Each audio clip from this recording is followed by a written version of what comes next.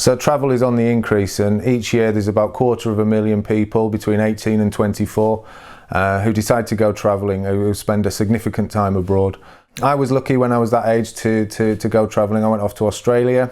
To follow in Caroline's footsteps, I went off in 2003 and had some amazing times, some very heartfelt times as well. And had 2 New Years in Sydney, went up the East Coast, went diving on the Barrier Reef, went out sailing on the Whitsundays. Just amazing experiences. On the way back, I called in on Thailand, went to Kanchanaburi, got to hang out with some tigers. What I thought about safety back then was very different to what I feel now, and I think people can understand it a little bit better if they can really connect with what is personal safety.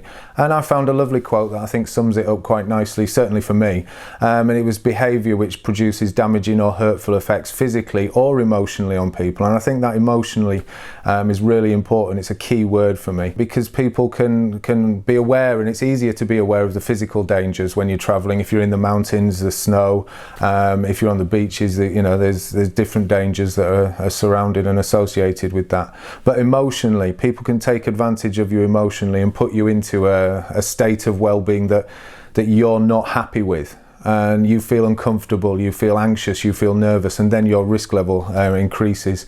So I think it's really important that people can understand every aspect of what personal safety is and how it relates to you when you travel. 2 phrases that came up to me was really, you make your own rules of what's acceptable. So if you're traveling in a group, what's acceptable to you might not be acceptable to other members of the group, and vice versa. So you need to find a common ground there. And common sense needs to become common practice. We live by a rule in the UK or wherever you're from. It's and sometimes when you go travelling, that common sense seems to go out of the window. So if you can sort of ground yourself and realise that it's really important, whether you're abroad and even if you're out of your comfort zone, that personal safety is a real priority. It was 1999, and it was the year of the millennium, and I did my first season in the French Alps. Going out to Meribel, the 3 valleys, and it was my first experience for doing a winter season, so I was there for 5 months. Absolutely fantastic. I had a love for snowboarding, which grew from a love for skateboarding, kind of a natural progression, but I didn't really know what to expect, and it just blew me away.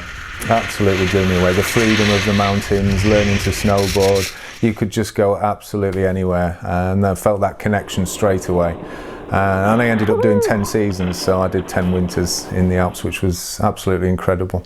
But it led me on to ask the question, if you're going travelling or you're thinking about a travelling experience, I would always suggest that you ask yourself a set of questions. So what do you want to do? What is it that you want to get out of that travelling experience, and why do you want to do it? If you want to do it for personal reasons, that's great. If you want to do it because you've just seen it on TV, probably not such a good reason. And where do you want to go? I mean, ultimately you're never going to get round every country, every city in the world. It's just not going to be possible within your lifetime.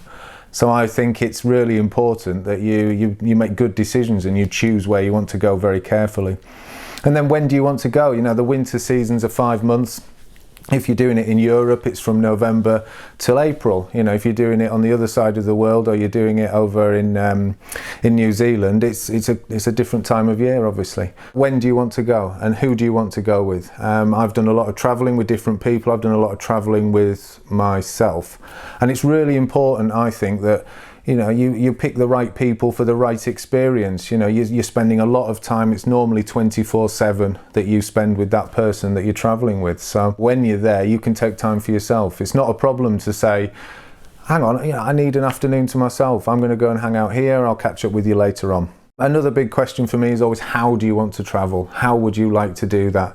Especially with climate change, especially with sustainable travel now, it's really important that people consider how they travel. It's easier and quicker to get there on a flight, but if you went by train, you'd take a couple more days on it, but you'd see a lot more. You'd have a completely different experience. You'd experience the country you're traveling through. You could make a few stops on the way.